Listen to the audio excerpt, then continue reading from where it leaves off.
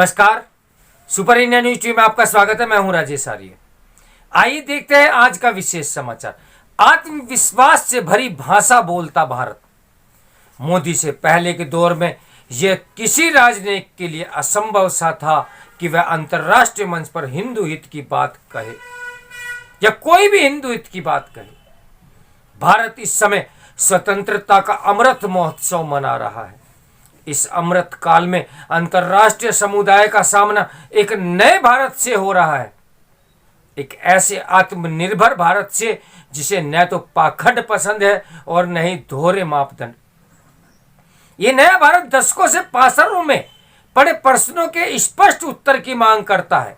अंतर्राष्ट्रीय समुदाय को हाल में ही तब इसका एहसास हुआ होगा जब संयुक्त राष्ट्र में भारत के स्थायी प्रतिनिधि राजदूत टी.एस. तिरुमूर्ति ने धर्म एवं लोकतंत्र के संदर्भ में कई देशों के रवैयों को चुनौती दी। इंटरनेशनल काउंटर टेररिज्म कॉन्फ्रेंस में उन्होंने अन्य देशों के समक्ष 3 प्रश्न दागे। पहला यह कि वे इस्लामी फोबिया, क्रिश्चियनोफोबिया जैसे अब्राहिम पंथों पर निशाना बनाने की घटनाओं को तो संज्ञान लेते हैं, किंतु हिंदू फोबिया या अन्य धर्मों के खिलाफ प्रलाप पर संयुक्त राष्ट्र ने कभी ध्यान क्यों नहीं दिया। दूसरा यह कि यदि वामपंथ बहुत ही सहज है तो दक्षिण पंथ के साथ असहजता क्यों, वह भी तब जबकि लोकतंत्र के मूल में ही वैचारिक विविधता है और मतदाता ही उनकी नियति निर्धारित करते हैं। तीसरा यह है कि अंतर्राष्ट्रीय समुदाय आतंकवाद की परिभाषा को क्यों कमजोर करने पर तुला हुआ है। भारत ने किसी अंतर्राष्ट्रीय मंच पर पहले शायद ही कभी कोई ऐसे दो टुक लहजे में बात की हो। वस्तुतः मोदी से पहले के दौर में तो यह किसी राजनीतिक के लिए असंभव था कि वह हिंदू हित की कोई बात कहे। किसी वैचारिक झंझट में पड़ना और दक्षिण पंथ पर भयादोहन का पाखंड करने वालों का प्रतिकार तो बहुत दूर की बात हो जाती है। खुशी की बात है कि यह रवैया बदला है। भारतीय राजनीतिक अब वही भाषा बोल रहे हैं जो भारतीय विगत 75 वर्षों से सुनना चाहते हैं। उनकी इतनी ही आकांक्षा रही कि भारत क्या है और भारतीय इतना क्या महसूस करते हैं। इसके सशक्त एवं ईमानदार को पक्ष को प्रस्तुत किया जाए। इस्लाम और ईसाईयत को लेकर अपने राजनीतिक, धार्मिक और अन्य आग्रहों से जुड़े संयुक्त राष्ट्र के तमाम सदस्य देशों के सदासे रवैया और उन्हें निशाना बनाए जाने की स्थिति में उनका बचाव, जबकि बौद्ध, हिंदू और सिख जैसे भारतीय धारा पर जन्मे धर्मों के विरुद्ध इसी तरह के मामलों को लेकर सदस्य देशों के मौन पर भी तिरुमूर्ति ने सवाल उठाए। उन्होंने देश के मामले में भी संतुलन साधने की जोरदार पैरवी की। हिंदू, बौद्ध और सिख धर्म के खिलाफ हाल के दौरे में जो मुहिम छेड़ी जाती रही है उसके मुकाबले की आवश्यकता रेखांकित करते हुए उन्होंने कहा कि इसी प्रकार हम ऐसे मामलों में संतुलन साध सकते हैं। स्वाभाविक है कि नरेंद्र मोदी के प्रधानमंत्री रहते ही ऐसे मुद्दों को मुखरता से उठाना संभव हुआ है। विवेकानंद इंटरनेशनल फाउंडेशन के चेयरमैन एस गुरुमूर्ति ने कहा कि यह तो बहुत पहले हो जाना चाहिए था, क्योंकि अब्राह्मिक मतों द्वारा सैद्धांतिक रूप से सहिष्णु भारतीय धर्मों की छवि खराब करने का एक वैश्विक कुचक्र रचा जा रहा है। गुरुमूर्ति ने कहा कि भारतीय सभ्यता के भू राजनीतिक बचाव के लिए तिरुमूर्ति बधाई के पात्र हैं। तिरुमूर्ति द्वारा उठाए गए दूसरा मुद्दा विचारधारा से जुड़ा है। दक्षिण पंथ को लेकर किए जाने वाले प्रलाप पर उन्होंने कहा कि यह समझना महत्वपूर्ण है कि लोकतंत्र के दक्षिण पंथ और वाम पंथ राजनीतिक ढांचे का हिस्सा होते हैं और वे मतदाताओं की मर्जी से सत्ता में आते हैं। जनादेश में जनता का मत प्रतिबिंबित होता है। इससे भी महत्वपूर्ण यह है क्योंकि उन्होंने इस मूल बिंदु को उठाया है कि लोकतंत्र का अर्थ ही विविध विचारों एवं मान्यताओं के साथ लेकर चलना है। वर्गीकरण को लेकर भी उन्होंने चेताया कि ऐसी कवायद लोकतंत्र की अवधारणा के विरुद्ध होगी।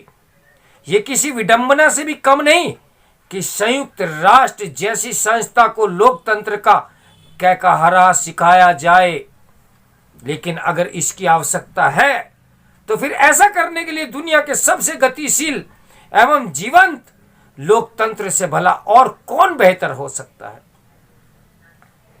कितने आश्चर्य की बात है कि नरसंहार से लेकर अपने राजनीतिक विरोधियों के सफाए के लिए कुख्यात स्टालिन जैसे तानाशाह की दुआई देने वाले लोकतंत्र के रहनुमा बनने की फिराक में रहे।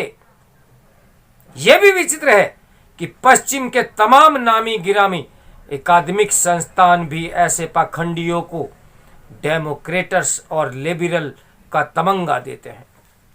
वामपंथ और दक्षिणपंथ को लेकर त्रिमूर्ति के अवलोकन को उस दुष्प्रचार की दृष्टि से भी देखा जाना चाहिए जिसमें वामपंथी तत्व शरारतन देश के 90 करोड़ मतदाताओं के विवेक पर भी सवाल उठाते हैं।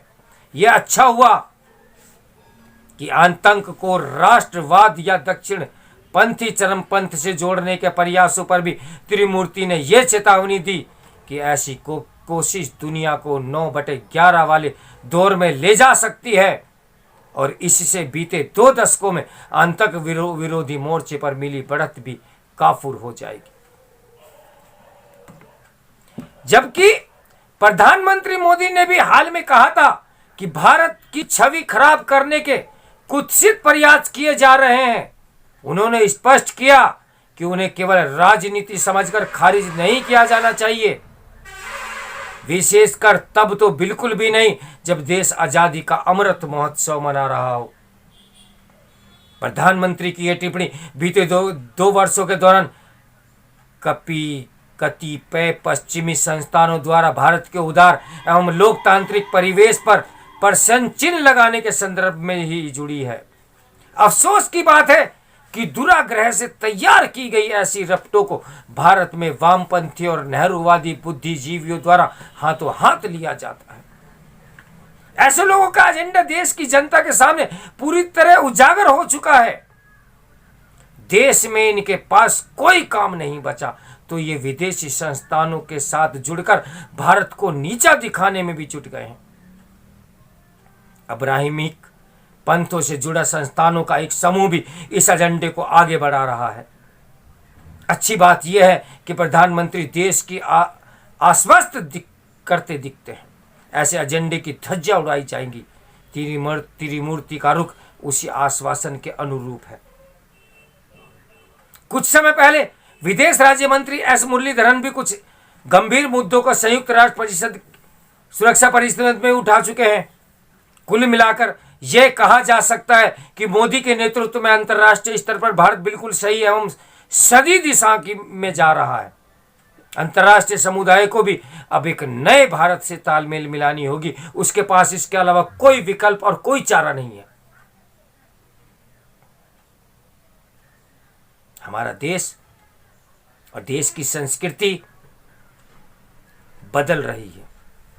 हमारे संस्कार नहीं बदल रहे हैं, हमारी संस्कृति नहीं बदल रही है, ये प्राचीन है। इस समाचार के लेखक लोकतांत्रिक मामलों के विशेषज्ञ एवं वरिष्ठ स्तंभकार ए सूर्य प्रकाश है। तो मेरे साथ बने रहिए इसी प्रकार की समाचारों के लिए। नमस्कार, मैं हूं राजेश आर्य।